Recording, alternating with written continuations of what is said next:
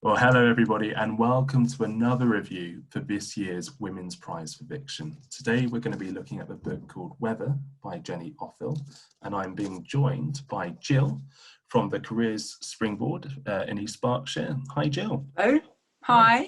Hi. How are you doing? How's lockdown been for you? It's been interesting. Yeah. I'm one of these people that's been Shielding? shielding. Yeah. Yes. Yeah. So it's been, and even now, although some of the shielding restrictions supposedly have been lifted, I still don't feel 100% comfortable doing things like going into restaurants and just mixing in crowds of people, still keeping to the sort of fairly self-isolating tactic. I need to ask you about the charity you're involved with, for the Careers Springboard for East Berkshire. Can you tell me a little bit about that and how you're involved? Yeah, sure. So Careers Springboard East Berkshire, it's free. It's a volunteer-led self-help group. And what we do is provide advice and guidance on all aspects of job searching, particularly for people who are sort of managers or professionals. People who've got an established career. We were set up in 2009, so we've been going a little while. We meet weekly. Well, we have been meeting weekly in Slough. But more recently, we've been running the sessions on Zoom. And the format is every week we have a speaker who comes along and talks about some aspect. And then there's sort of more of a free session. Sometimes we focus on a particular aspect of job searching. And sometimes it's just a space really to let people talk about what they're up to, what their experiences have been, what they're struggling with, that kind of thing. Yeah. So we cover some of the, really practical aspects like networking, getting your CV up to spec, interview preparation, interview techniques, particularly now dealing with the sort of behavioural related questions, which are becoming much more prevalent, rather than people just wanting to know about your technical expertise. But also we deal with sort of some of the more psychological aspects and, so how to keep motivated. A lot of people struggle with telling their friends and family that they're looking for work. So, just little tricks and tips. That's a total for dealing with that sort of aspect. So, and all sorts of people come along to us. So we get a lot of people from IT, HR, finance, as you'd expect, marketing, and all sorts of sectors. So we've had people from chemical industry, toy manufacturers, just the whole spectrum of industries. That's us, and the volunteers equally have got a whole range of skills between them. So I started out in IT more years ago than I care to remember, and then strayed into recruitment. And I've worked both for an agency but also in-house, managing big recruitment programs for companies, mostly in the financial services sector. But we've also got people that are coaches, and other, some just that are accountants or whatever they want to do, who just want to do some giving back, really. Yeah, of course. We've all got, something valuable to put into that pot about our experience and what we know about job searching and interviewing people and that kind of stuff. Are you expecting to be quite busy? I would expect so, yes. I think so. I think that once, particularly once furlough stops, I wouldn't be surprised if we don't see quite a number of people coming through. I think they've been protected to a certain point. Yeah. So we are, anticipating that. Okay. Yeah, of course. Yeah. Well, best of luck with it, and it's a fantastic organisation. We're actually one of 3 groups. There's also a group in Bracknell and one in Gerrards Cross as well. Oh, okay. So, if it doesn't, we particularly look after people in the sort of Windsor, Maidenhead, Slough area. Yeah. But if other people are watching this who are a little bit further afield, then there are, other groups that do very same thing essentially. Yeah. That they can go along to. And as I say, it's free. Get coffee, biscuits, normal kind of stuff. That's fantastic. Well, I'll make sure I put all the details in the video, in the comments section of this video. So anybody who might need help with job careers advice, post furlough, or just who needs that help anyway, you'll be able to find Jill's contact details and the East Berkshire Careers Springboard. Fantastic. So, okay, I think we should probably do some talking about the book. So as I mentioned in the introduction, both Jill and I have been reading Weather by Jenny Offill. It's probably back to front. What did you make of the book, Jill? Well, I've read it twice. It is interesting. The central character, Lizzie, she's a librarian, and she meets up with an old colleague and is asked to, and I can't remember what this woman does, but anyway, she's asked to manage the emails of this lady. There's some other characters in the book. There's Liz's son, Eli, her husband, Ben, and particularly her brother, Henry. And Lizzie really tries her best to help her family and answer the emails that she gets, which range from everything from climate change, as you would expect from the title of the book, to sort of more of the sort of why are we here type questions that come. So it's a very broad spectrum of questions that come in. The style the book is written in is quite interesting.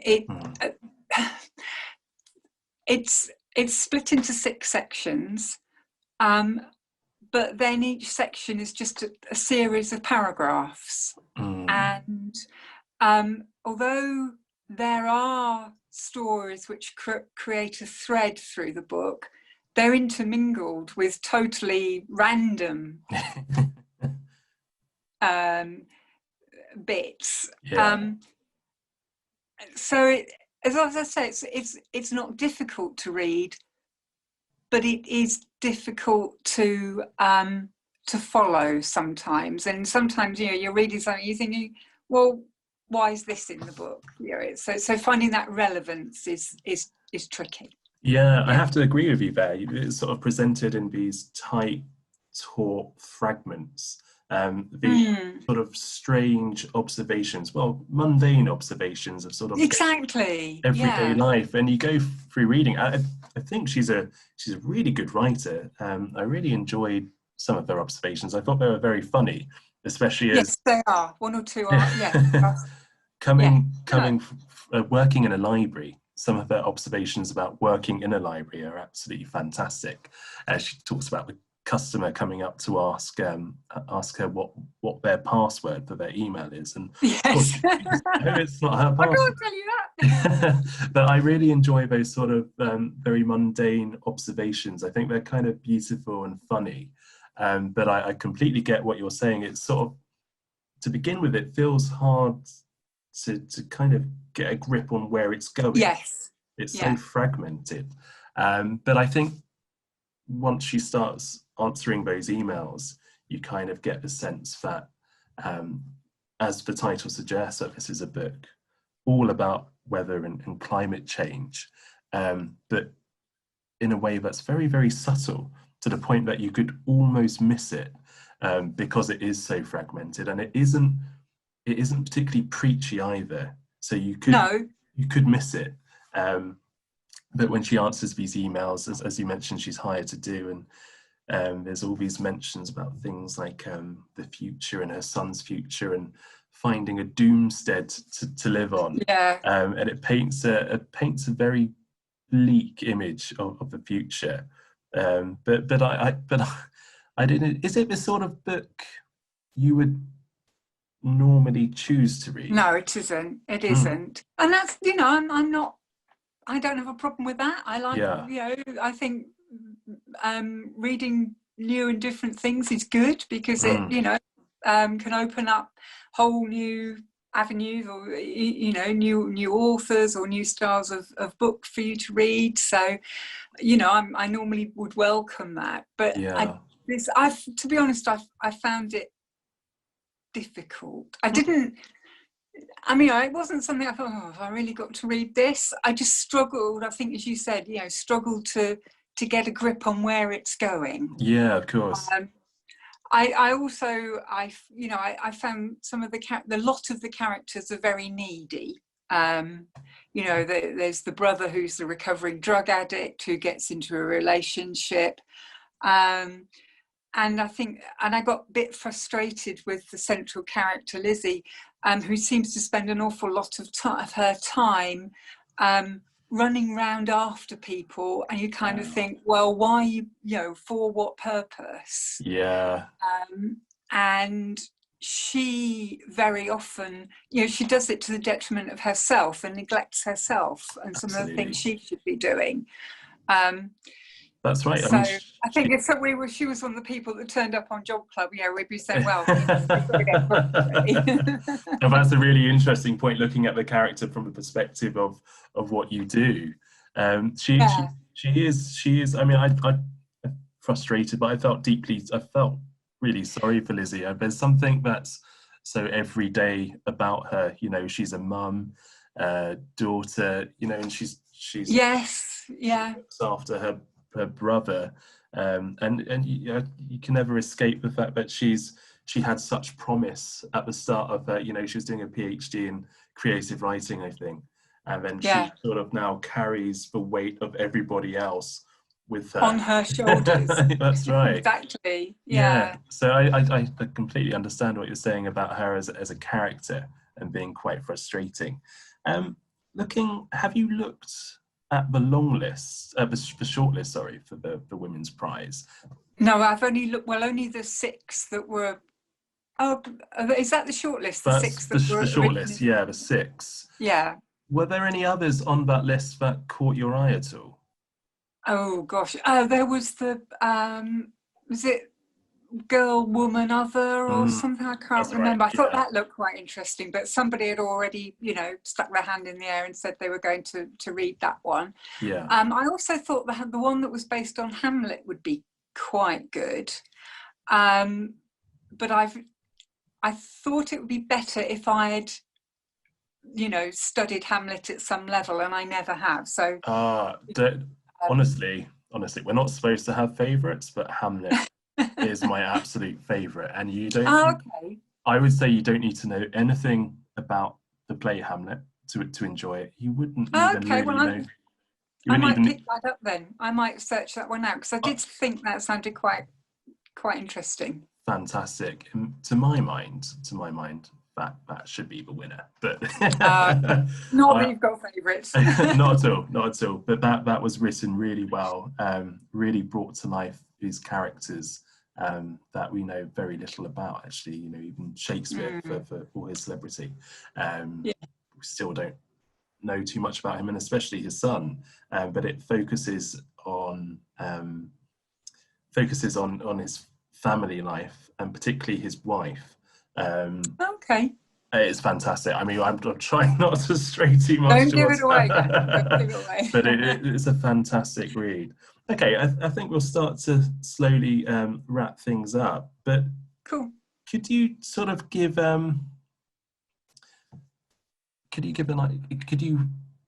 if you were going to recommend this book to somebody, what would you say? How would you champion it?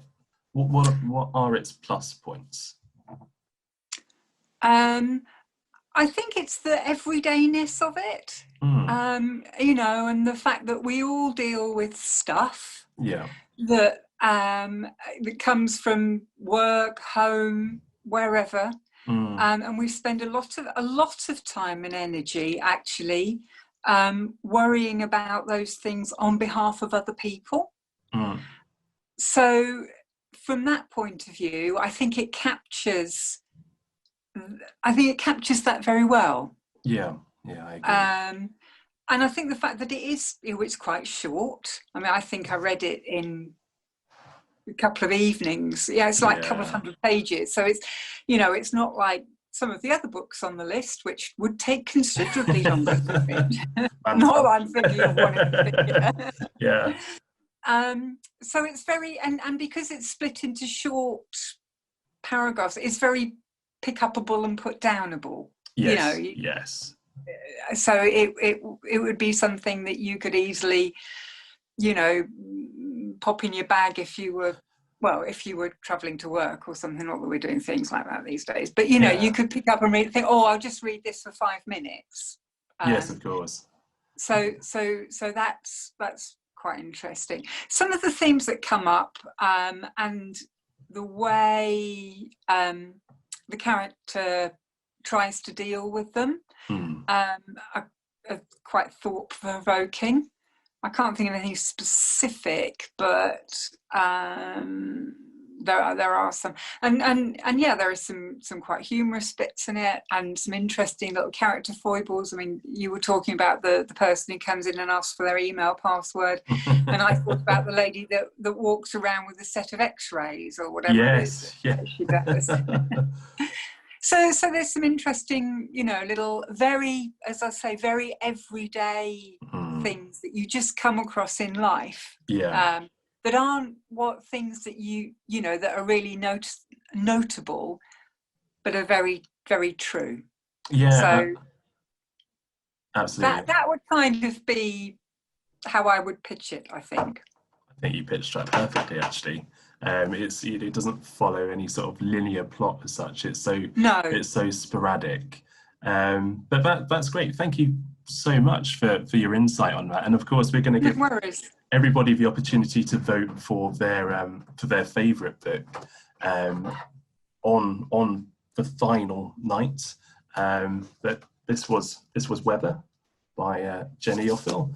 And if you liked the sound of it, then of course you can pick it up. Sorry, I've just got a delivery going on in the background. You can pick it up from the library through Select and Collect and Select and Deliver. But Jill, thank you ever so much for joining us today. No problem. Yes, we'll make sure we get all your contact details in the video and in the comments. So if anybody should need your services, they can call on you. Yeah, you know how to get hold of us. That would be good. Thank you. Thank you very much, Jill. Okay, thanks, Daniel. Bye.